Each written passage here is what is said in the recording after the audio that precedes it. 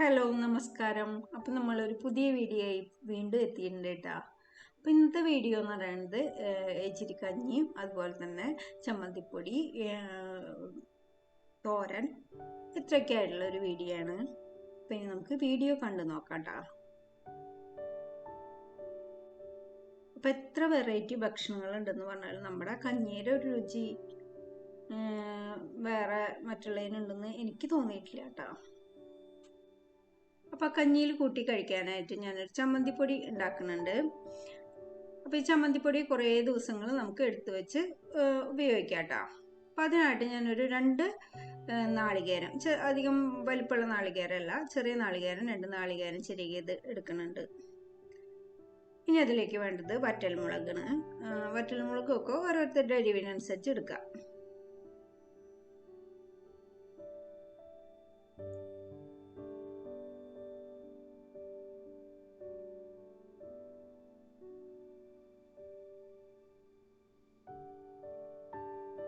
ഇനി അതിലേക്ക് ഒരു 10-12 ചെറിയ ഉള്ളി ഒന്ന് കനം കുറച്ച് അരിഞ്ഞെടുത്തത്, പിന്നെ നമ്മൾ അതിലേക്ക് ഒരു ചെറിയ കഷ്ണം ഇഞ്ചി, അതും ചെറുതാക്കി അരിഞ്ഞെടുത്തത്,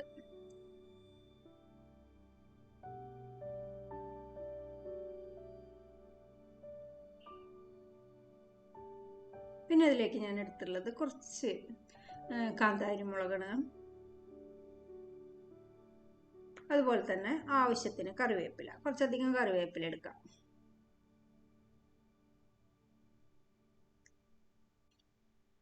ഒട്ടും എണ്ണ ഒഴിക്കരുത്, തീരെ എണ്ണ ഒഴിക്കാണ്ട് തന്നെ ചെറിയ തീയിൽ ഇത് നമ്മൾ വറുത്തെടുക്കണം.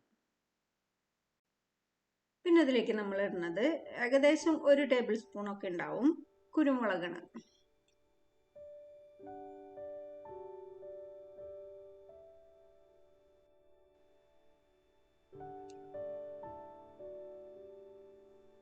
അപ്പോൾ ഇത് ഏകദേശം 1 ടേബിൾ സ്പൂണോളം കുരുമുളകും കൂടി ഇട്ടിട്ടുണ്ട്. ഇനി ചെറിയ തീയിൽ വെച്ച് നന്നായിട്ട് ഇളക്കി ഇത് വറുത്തെടുക്കാം.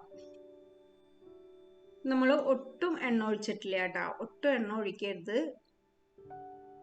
ചെറിയ തീയിൽ ഇങ്ങനെ കുറച്ച് നേരം ഇളക്കി നന്നായിട്ട് മൊരിച്ചെടുത്താൽ മതി.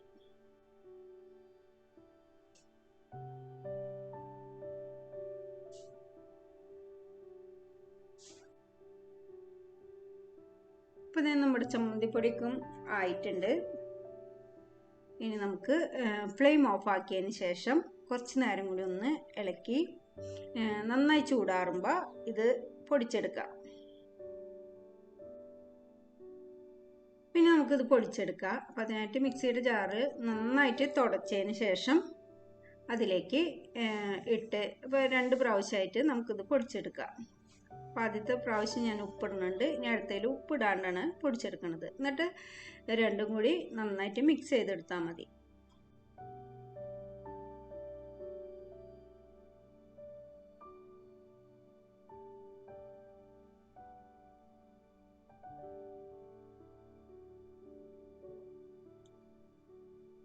അപ്പോൾ ഇത് ചമ്മന്തിപ്പൊടി 2 പ്രാവശ്യമായിട്ട് മുഴുവനായിട്ടും പൊടിച്ചെടുത്തിട്ടുണ്ട്. ആദ്യത്തെ പ്രാവശ്യമാണ് ഞാൻ ഉപ്പിട്ട് കൊടുത്തുള്ളത്, പിന്നത്തേൽ ഉപ്പിട്ടിട്ടില്ല. ഇനി കൈകൊണ്ട് നന്നായിട്ട് തിരുമ്പിയെടുത്താൽ മതി. ഇപ്പോൾ ഉപ്പൊക്കെ എല്ലാ ഭാഗത്തേക്കും പിടിക്കുന്ന രീതിയിൽ കൈകൊണ്ട് നന്നായിട്ട് തിരുമ്പിയെടുക്കുക.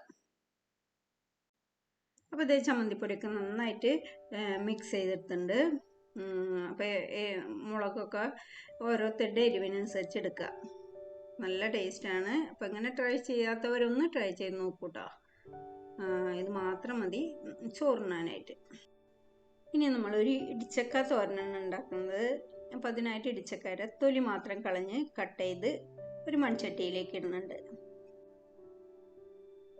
ഇനി ഇതിലേക്ക് 1/2 സ്പൂൺ മഞ്ഞൾപ്പൊടിയും കുറച്ച് ഉപ്പും അതിൻ്റെ താഴെ നിൽക്കുന്ന രീതിയിൽ വെള്ളം ഒഴിച്ച് ഇതൊന്ന് വേവിച്ചെടുക്കാം.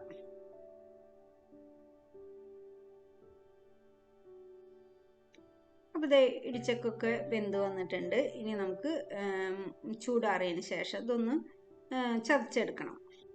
അപ്പോൾ അതൊന്ന് ചൂടാറി വരുമ്പോഴേക്കും കുറച്ച് ഇൻഗ്രീഡിയൻസ് ഒന്ന് റെഡിയാക്കി വെക്കാം കേട്ടോ. അപ്പോൾ അതിനായിട്ട് ഒരു ഏകദേശം അരമുറിയോളം നാളികേരം എടുത്തിട്ടുണ്ട്. പിന്നെ അതിലേക്ക് ഒരു പിടി ചെറിയുള്ളി ചതച്ചത്, അതുപോലെ തന്നെ എരിവിന് ആവശ്യമുള്ള കാന്താരി മുളക് ചതച്ചത്, കുറച്ച് കറിവേപ്പില, ഒരു നുള്ള് മഞ്ഞൾപ്പൊടി, അതുപോലെ തന്നെ ഒരു നുള്ള് ഉപ്പും. ഈ കൈകൊണ്ട് നന്നായിട്ട് തിരുമ്പിയതിന് ശേഷം മാറ്റി വയ്ക്കാം.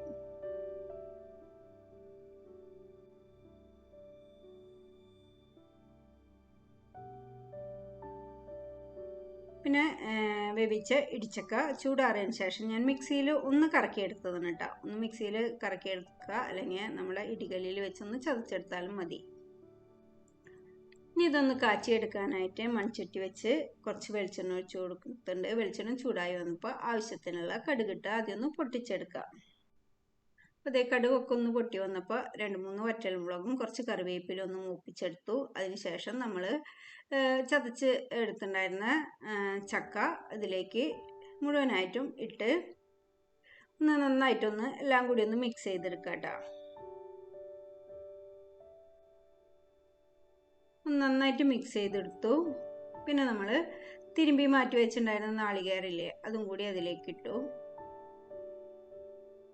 പിന്നെ ഇച്ചിരി ഉപ്പ് കൂടി അതിലേക്ക് ചേർത്തു. എന്നിട്ട് എല്ലാം കൂടി ചെറിയ തീയിൽ തന്നെ നന്നായിട്ട് മിക്സ് ചെയ്തെടുക്കുക.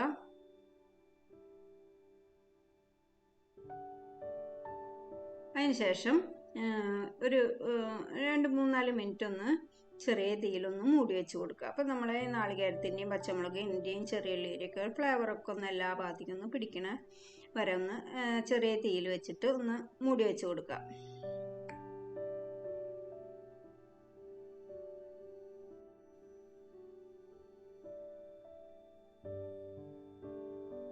അപ്പോൾ ഇതേ 2-3 മിനിറ്റിന് ശേഷം ഞാൻ മൂടി തുറന്നു. ഇനി നമുക്കൊന്ന് ചെറിയ തീയിൽ വെച്ചിട്ട് തന്നെ 2-3 സെക്കൻഡ് ഒന്ന് ഇളക്കി ഒന്ന് ഡ്രൈ ആക്കി എടുക്കുക.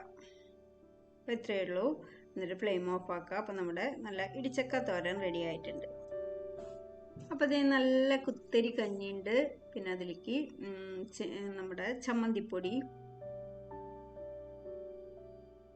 പിന്നെ കുറച്ച് തൈര് എടുക്കുന്നുണ്ട്.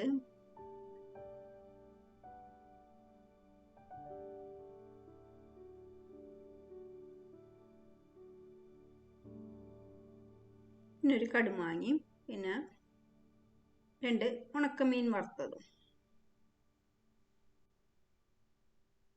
പിന്നെ ഇതേ നമ്മുടെ ഇടിച്ചക്ക തോരനും. അപ്പം ഇടയ്ക്കൊക്കെ നമുക്ക് ഇങ്ങനെ പഴമയിലേക്ക് ഒരു തിരിച്ചു പോക്കും ആവാമല്ലേ. അപ്പം നമ്മുടെ കുട്ടികൾക്കും ഇങ്ങനെ ഇടയ്ക്ക് അവർക്കും ഇഷ്ടമാവും. അപ്പോൾ ഇത്രയൊക്കെയാണ് എൻ്റെ ഇന്നത്തെ വീഡിയോ. അപ്പോൾ എൻ്റെ വീഡിയോ നിങ്ങൾക്ക് ഇഷ്ടമാവുണ്ടെങ്കിൽ ഒന്ന് ലൈക്ക് ചെയ്യുക, കമൻറ്റ് ചെയ്യുക, ഷെയർ ചെയ്യുക, സബ്സ്ക്രൈബ് ചെയ്യുക, ഒന്ന് സപ്പോർട്ട് ചെയ്യുക. പുതിയ വീഡിയോയുമായി വരും വരെ ബൈ.